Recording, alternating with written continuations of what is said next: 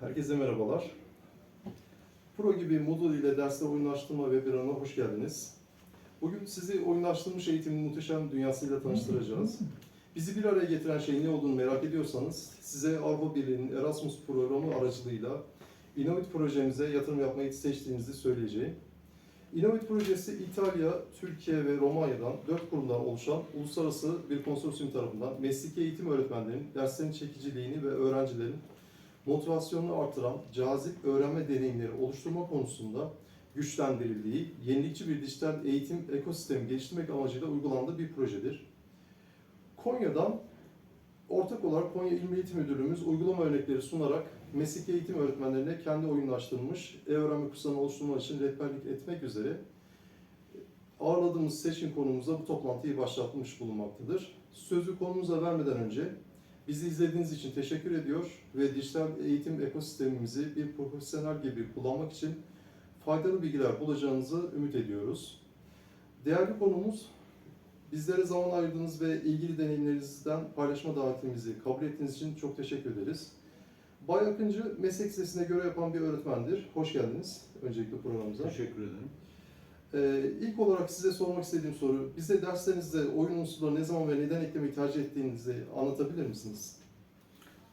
Derslerde motivasyonun düşmemesini sağlamak veya motivasyonu yükseltmek amacıyla, daha doğrusu öğrencilerin ilgisini çekmek amacıyla, konuları daha etkin hale getirmek, öğrencilerle daha interaktif ve daha katılımcı bir şekilde dersin akışını sağlamak amacıyla zaman zaman bu oyunları kullanıyoruz.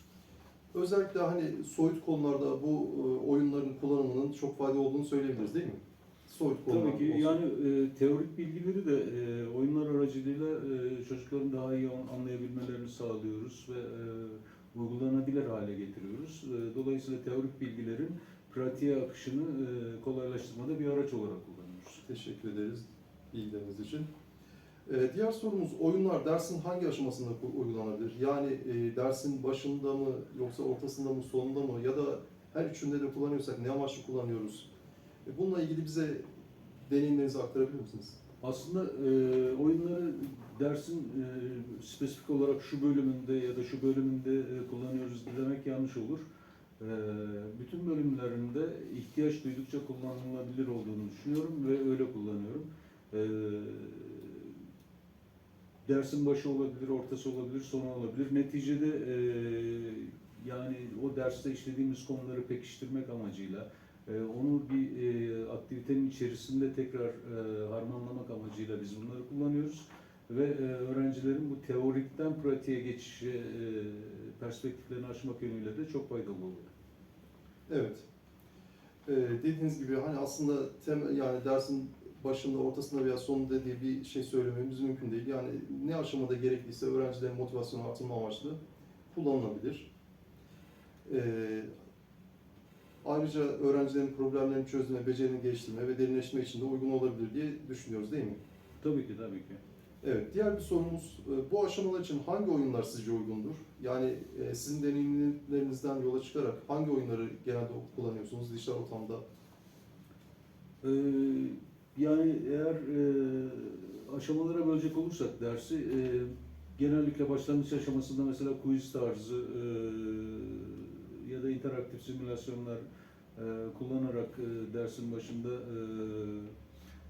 nasıl söyleyeyim ben bunu size, kavramları pekiştirmek amacıyla, o derste kullanılacak kavramları pekiştirmek amacıyla böyle bir başlangıç yaptığınız zaman o kavramlar yerleşmiş oluyor. Bu yerleşmiş kavramlarla dersin bir sonraki aşamasına bir köprü oluşturmuş oluyorsunuz ve buraya geçiş yapıyorsunuz. Orta aşamada o dersi işlerken bir öğretmen olarak gözlemlediğiniz problemler olabiliyor öğrencilerde. Problemler derken şunu kastediyorum.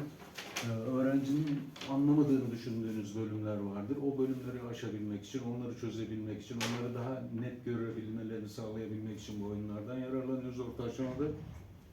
Ve tabii ki sonunda da oyunlar ve simülasyonlarla o ders içerisindeki kazanımlarımızı pratiğe dökmüş oluyoruz. Hani daha önceki sorunuzda da belirtmiş olduğum gibi Evet. teoriyi pratiğe dönüştürmüş oluyoruz. Bu anlamda da gerçekten faydalı olduğunu düşünüyorum. Evet, yani teorinin aslında daha da pekiştirilmesi amaçlı bilgilerin oyunlar gerçekten de önemli bir işlev görüyor diye düşünebiliriz. Mutlaka. Teşekkürler bildiğiniz için. Diğer bir sorumuz, öğretmenlerin oyun oluşturması için hangi teknik becerileri sahip olması gerekiyor? Yani öğretmenlerin işte temel teknik beceriler ya da ne bileyim biraz daha profesyonel becerilere sahip olması gerekiyor mu bu oyunları oynatabilmesi için? Tabii ki mesleki anlamda öğretmen hani bir pedagojik formasyon sahibi insan olarak öğrencilerini gözlemleyip tartıp ona göre derste uygulamalar gerçekleştiriyor. İlla ki bir dijital bir takım becerilere sahip olmak gerekiyor. Örneğin bir platform kullanıyorsunuz. Kahoot olabilir ya da benzeri başka herhangi bir tane isim belirtmek de istemem aslında burada ama böyle bir uygulama kullanırken bir dijital beceriye sahip değilseniz o anlamda, onu o sınıf ortamında kullanmak anlamında sıkıntı yaşayabilirsiniz. Dolayısıyla bir takım dijital becerilere sahip olmak gerekiyor. Ayrıca öğrencilerimizin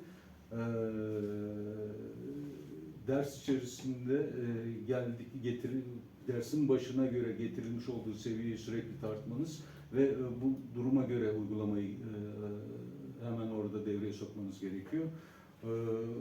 Bunu yaparken de öğrencinin, şunu söylemek istiyorum aslında, öğrencinin ihtiyacına göre bir oyun seçerek, sonucunda size artılar getirecek bir oyun seçerek uygulamaya geçmek doğru olur diye düşünüyorum. Çok güzel bilgi verdiniz. Yani öğrencilerin seviyesine göre de aslında oyun tercihi de önemlidir değil mi? Evet. Teşekkürler. Diğer bir sorumuz, hazırlık süresini ve sınıfta oyun oynama süresini nasıl değerlendiriyorsunuz? Yani planlamalarınızı nasıl yapıyorsunuz bu doğrultuda? Onunla alakalı biraz deneyimlerinizi aktarabilir misiniz? Yani tabii ki bir ders planı yapmak gerekiyor tüm meslektaşlar gibi burada. Ders planı yaparken bir takım dijital platformlardan yararlanacaksanız, bir takım oyunları bu platformlar aracılığıyla kullanacaksanız sınıf içi ortamda buna bir hazırlık gerekiyor, ön hazırlık gerekiyor. Örneğin o platformdaki işte bir simülasyon yapıp şu olduğu zaman sonucunda şu oluyor görmek gerekiyor, ona hakim olmak gerekiyor. Bunlar da tabii ki bir evde ya da işte ders öncesinde hazırlıklar anlamına geliyor. Bunları yapmak biraz zaman alabiliyor ama neticede sınıf içi ortamda kullanıldığında gerçekten faydalı sonuçlara ulaşıyorsunuz. Peki sınıfta oyun oynama süresini nasıl ayarlıyorsunuz? Yani tüm ders boyunca oyun mu oynanıyor yoksa hani dediğimiz gibi belli kritik noktalarda mı oyun devreye giriyor? Belli kritik noktalarda yani bütün ders boyunca oynatırsak bu sefer teoriyi pratiğe çevirmek amaç olduğuna göre teorik bir şey vermemiş olacaksınız. Oysa bir takım teorik bilgiler vereceksiniz, bir takım materyal elinizde olacak ki bu materyali teorikten pratiğe dönüştürmek için bu oyunları yararlanacaksınız. Bizim kendi derslerimizde kullandığımız sistem bu şekilde yürüyor ve böylece teorikle pratiği bir anlamda, tırnak içinde söylüyorum pratiği, teorikle pratiği bir araya getirmiş oluyoruz. Teşekkürler değerli bilgileriniz için. Diğer bir sorumuz, peki bir bir platformu buldunuz. Bu platformda işte öğrencilerinizin etkinlik yapmasını istiyorsunuz. Öğrencilerin bu platform için bir hesap oluşturması gerekiyor mu? Tabii yani yoksa çok açık bir platform olur. İlla ki bir platform için bu çeşit şeyler için hesap oluşturmaları gerekiyor. Ama şimdi burada da bir şeye çok dikkat etmemiz gerek. Bu kullanacağımız platformda bunların kişisel bilgilerini vesaire koruyabilir olduğumuz bir platform olması, güvenilir bir platform olması gerekiyor. Herhangi rastgele bir platformda bir oyun oynatacağım diye öğrencinin bir takım kişisel hakları olan bilgilerini vesaire oraya kaptırırsak da bunun çok büyük sorumluluğu olacak ve problem çıkacaktır. Onun için buna çok dikkat etmek gerekiyor. Çok doğru söylediniz. Ayrıca bir de öğrencilerin hani geri dönüt alma amaçlı da aslında kayıt olmaları bizim için önemli değil mi? Tabii ki, Tabii ki. Yani örneğin oradaki bilgiler, onların bilgilerine bir eğitmen olarak, bir öğretmenleri olarak benim ulaşabilmem tabii ki çok önemli. Ama dışarıdan üçüncü şahısların ulaşmasını engellemek de en az o kadar önemli. Ben orada o bilgileri, oradan izlediklerimi, öğretmen gözüyle gördüklerimi onlara bir şekilde geri dönütler olarak gönderebilmek için e-mail adreslerine mesela ihtiyacım olacak. Örneğin oradaki bilgileri kendi bir sonraki ders planım için kullanabilir olmam gerekir. Onu kullanırken veya da onun hazırlığını yaparken e-mail ile onlardan bir takım küçük dönütler de alabilmeliyim. Dolayısıyla bunlar dijital anlamda önemli olduğunu düşünüyorum. Teşekkürler. Peki şu anda bize bir simülasyon yapabilir misiniz? Yani bir ders senaryosu, hani dijital araçların etkin olarak kullanıldığı dersin başında, ortasında, sonunda bir örnek bir deneyimlerinizden yola çıkarak bir ders senaryosunu aktarabilir misiniz? Tabii ki aktarabilirim. Dijital platformlardan yararlanıyoruz. Biz az önce artık söylemiş bulduk, Kağıt örneğini verdik. Kağıt örneğini mesela ben şöyle kullanabilirim. Sadece onun üzerinden, spesifik bir örnek üzerinden gidecek olursak. Dersi atıyorum İngilizce dersine girdiler. İngilizce dersinde o ünite atıyorum seyahat konusundaki vocabulary ile alakalı. Evet. Ne kadar vocabulary'e sahipler, sözcük haznesine sahipler. Bunu ölçmek amacıyla bir takım resimlerle vesaire kelimeler soruyorum. Bunların içerisinde 10 sorudan oluşturduğumu farz edelim. Evet. Bunların 8 tanesine yanlış cevap vermişler. Hangi tür seyahat aşamalarındaki kelimelere yabancılar? Ben orada nelere odaklanmalıyım bunu görüyorum. Dolayısıyla bir geri dönüt almış oluyorum. İndirekt bir şekilde bunu almış oluyorum. Ondan sonra o konu üzerinde teorik bilgilere geçiyorum. Bir pasaj okutuyorum. O konuda speaking exercise'lar yapıyorum. Efendim buradaki yeni kelimeleri pekiştirdiğimi düşünüyorum. Ben öğretmen olarak sınıf içi ortamda pekiştirdim. Ama gerçekten bunu yaptılar mı? Orada geçmeyen ancak o paket içerisinde sunduğum teorik bilgi konuşmalar, okuma egzersizlerindeki şeyleri ikinci bir kağıt olarak tekrar verebiliyorum dersin ortasında ve ne kadar bir kazanım olmuş, doğru yolda mıyım, değil miyim bunu görebiliyorum.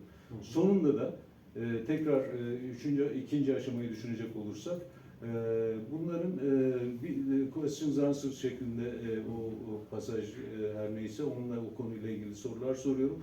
Bunların algılandığını, anlaşıldığını gördüğüm zaman zaten ben kazanımları görmüş oluyorum. Ancak bunu bir de öğrencilerimin kendilerinin görmesi için tekrar bir kağıt uyguluyorum. Orada onlar kendileri de görüyorlar ve çok mutlu oluyorlar. Yani aslında şunu da söyleyebiliriz değil mi? Hani bir yarışma ortamı oluşturup aslında rekabetçi bir ortam da oluyor. Yani derse katılma anlamında. Ve bu sayede de motivasyonları yükseliyor öğrenciler. Tabii ki konuyu biliyorsunuz. Orada skorlar çıktıkça onlar heyecanlanıyorlar, gülüyorlar. Yani biraz enerjilerini dışa vuruyorlar. Ve bu da sınıf içi o monoton ortamı kırıyor. Belki de icebreaking activity gibi de düşünülebilir. Çünkü orada monotonluğu kırıyorsunuz, interaktif yapıyorsunuz ve gidişatı ölçe ölçe gidiyorsunuz dersinizin aşamalarında. Teşekkürler deneyimlerinizi paylaştığınız için tekrar. Diğer bir sorumuz ise yazılım oyun platformu ücretsiz olarak kullanılabiliyor mu? Yani bu bulduğunuz platformlar. Bir de oyunu dijital ekosisteme entegre edebilir miyiz ve nasıl entegre edebiliriz? Mesela hani tahta oyunlarını düşünelim. İşte beğendiğiniz bir oyun var. Bu oyunların dijital formatta da versiyonları var mı? Bazılarının var, tümünü araştırmış değilim ben bu konunun ama bazılarının var olduğunu biliyorum. Kullandığınız dijital platformların da hepsi ücretsiz değil ama temel anlamda sizin o ders 40 dakikalık bir dersten söz ediyoruz neticede. O 40 dakikalık dersin bir 40 dakikanın tamamını da buna kullanacak değilsiniz. Dolayısıyla atıyorum 10 dakikalık bir bölümünde kullanıp az önceki örnekte olduğu gibi başında, ortasında ve sonunda kullanacağınız bir uygulama 10 dakikalık bölümlerden oluşuyorsa zaten bu tür şeyler ücretsiz olarak ulaşabiliyorsunuz. Bir tane değil, belki onlarca var. Onun dışında ücretli olarak ulaşabildikleriniz var. Onlar daha belki profesyonel, çok profesyonel olanları var. Daha yüksek eğitimlerde falan belki kullanılabilir. Bir şirket eğitimlerinde, profesyonel anlamda mesleki eğitimlerde motivasyonu yüksek tutmak için kullanılabilecek şeyler ama bir 14-18 yaş ya da işte 10 yaş, 15 yaş grubunda kullanacağımız çoğu uygulama ücretsiz olarak ulaşılabiliyor. Teşekkürler bilginiz için. Peki bu platformlar sonuçları toplamamıza izin veriyor mu? Yani geri dönüş alma amaçlı bize bir şeyler, bir takım veriler sağlıyor mu? Sonuçlar hangi şekilde entegre ediliyor veya nihai not için dikkate alıyor musunuz bu verileri? Çoğu platformda bunu görebiliyorsunuz.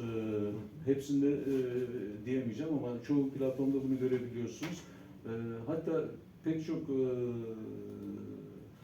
atıyorum proje başvurularında vesaire Google Drive gibi vesaire uygulamalar var. Bu uygulamaları da sizin uyguladığınız anketler var. Bir oyun olarak söylemiyorum bunu, dijital ortam olarak söylüyorum. Dijital platformlardır neticede bu tabii. Dijital ortamda böyle şeyler olduğu zaman işte atıyorum yüzlerce başvurunun içerisinde kaç kişi grafikler çıkıyor zaten ve bunlar sizi yönlendirici oluyor. Bunları siz gayet rahat çünkü kendiniz oluşturduğunuz bir elektronik ortam bu. Oradan süzebiliyorsunuz, alabiliyorsunuz. Katılımcılarınız, limitiniz var çünkü bütün herkesi kabul etme şansınız yok. O limit dahilinde yapacağınız seçimi kolaylıkla bu platforma dayandırarak, sebeplendirerek kimsenin itirazına yer vermeyecek şekilde sağlayabiliyorsunuz. Teşekkürler. Ve son olarak son bir sorumuz var. Bu oluşturduğunuz oyunları başka bir öğretmenin kullanmasına izin veriyor musunuz? Yani onlar da bu oyunları kullanabiliyorlar mı? Oyuna nasıl erişebilirler? Oyunları erişebilirler ve zümreler arası toplantılarda zaten bunları diğer arkadaşlarla da görüşüyoruz. Diğer meslek gruplarındaki arkadaşlarla, diğer branşlardaki arkadaşlarla da konuşuyoruz. Onlar da aynı platformlara ulaşabiliyorlar zaten. Ama bir takım tecrübeleri paylaşma anlamında soruyorsanız eğer bu soruyu, bu tecrübelerimiz onlarla, onlar da bizimle paylaşıyorlar. Bir takım konuya spesifik olarak o konuya branşa uygun bir takım düzenlemeler, eklemeler yapma şansı var çünkü veya açıklamalar vesaire, opsiyonları çoğaltma vesaire gibi şanslarınız oluyor. Bunları yapabilmek adına görüş alışverişinde bulunuyoruz, aynı platformları kullanıyoruz. Evet doğru, öyle bir şey var. Çok güzel. Bay Akıncı, Moodle ile ders oyunlaştırma webinarımıza katıldığınız için çok teşekkür ederiz. Rica ederim, benim için zevkli. Umarız bu bilgiler diğer meslektaşlarımız için de bir ilham kaynağı olur ve onların da derslerini daha verimli bir şekilde geçmelerine vesile olur diyelim. Teşekkür ederiz. İnşallah. Ben teşekkür ederim. Sağ olun. Rica ederim.